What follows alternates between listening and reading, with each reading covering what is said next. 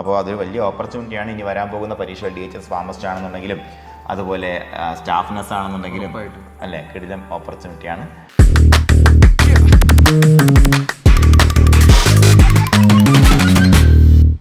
Hi, hello, നമസ്കാരം. നമ്മളോടൊപ്പം ശ്യാം സാറുണ്ട്. PSCയുടെ പുതിയ അപ്ഡേറ്റ് വന്നിട്ടുണ്ട്. 722 വേക്കൻസികളാണ് നമുക്ക് നിലവിൽ വന്നിട്ടുള്ളത്. അപ്പോൾ അതിൻ്റെ ഡീറ്റെയിൽസ് എന്താണെന്ന് നമുക്ക് ശ്യാം സാറിനോട് സംസാരിക്കാം. അപ്പോൾ നമുക്ക് 722 പുതിയ വേക്കൻസി എന്ന് പറയാൻ പോസ്റ്റ് ക്രിയേഷനാണ് നടന്നിട്ടുള്ളത്. അപ്പോൾ ഇത് നടന്നിരിക്കുന്നത് പ്രധാനമായിട്ടും നമുക്ക് നമ്മുടെ ആരോഗ്യ മേഖലയിലാണ്. ആരോഗ്യ മേഖലയിൽ കൂടുതൽ വേക്കൻസികൾ സൃഷ്ടിക്കുക എന്നുള്ളൊരു നയം നമ്മുടെ സർക്കാരിന് നേരത്തെ ഉള്ളതാണ്. അതുപോലെ വിദ്യാഭ്യാസ മേഖലയിലാണെന്നുണ്ടെങ്കിലും പോലീസിലാണെന്നുണ്ടെങ്കിലും ഒക്കെ. എന്നാലും കൂടി നമുക്ക് നമ്മുടെ ഉദ്യോഗാർത്ഥികൾക്ക് ജോലിയല്ലേ കൂടുതൽ അവസരങ്ങൾ കിട്ടുകയാണ്.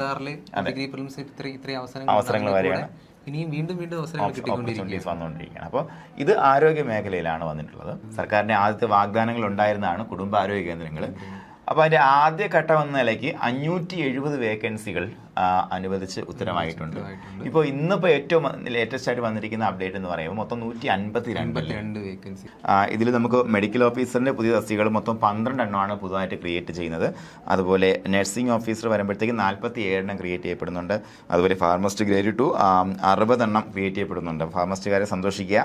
അതുപോലെ ലാബ് ടെക്നീഷ്യൻ ഗ്രേഡ് 2 വന്നിട്ട് 33 പോസ്റ്റുകളാണ് ഇപ്പോൾ ഏറ്റവും പുതിയ ഘട്ടമായിട്ട്. ഇതിന് തൊട്ട് മുന്നേ നമുക്ക് 570 വേക്കൻസി ഇതേപോലെ ക്രിയേറ്റ് ചെയ്യപ്പെട്ടിട്ടുണ്ടായിരുന്നു. അപ്പോൾ അതൊരു വലിയ ഓപ്പർച്യൂണിറ്റിയാണ്. ഇനി വരാൻ പോകുന്ന പരീക്ഷ DHS ഫാർമസിസ്റ്റ് ആണെന്നുണ്ടെങ്കിലും അതുപോലെ സ്റ്റാഫ് നഴ്സ് ആണെന്നുണ്ടെങ്കിലും അല്ലേ, കിടിലം ഓപ്പർച്യൂണിറ്റിയാണ്. അപ്പോൾ എല്ലാവരും നന്നായിട്ട് പഠിക്കുക. ഏറ്റവും റീസെൻ്റ് ആയിട്ട് വരാൻ പോകുന്ന PSC അപ്ഡേറ്റ്സിന് വേണ്ടിയിട്ട് നിങ്ങളുടെ ചാനൽ സബ്സ്ക്രൈബ് ചെയ്യുക, അതുപോലെ ഫോളോ ചെയ്യുക. Okay, thank you.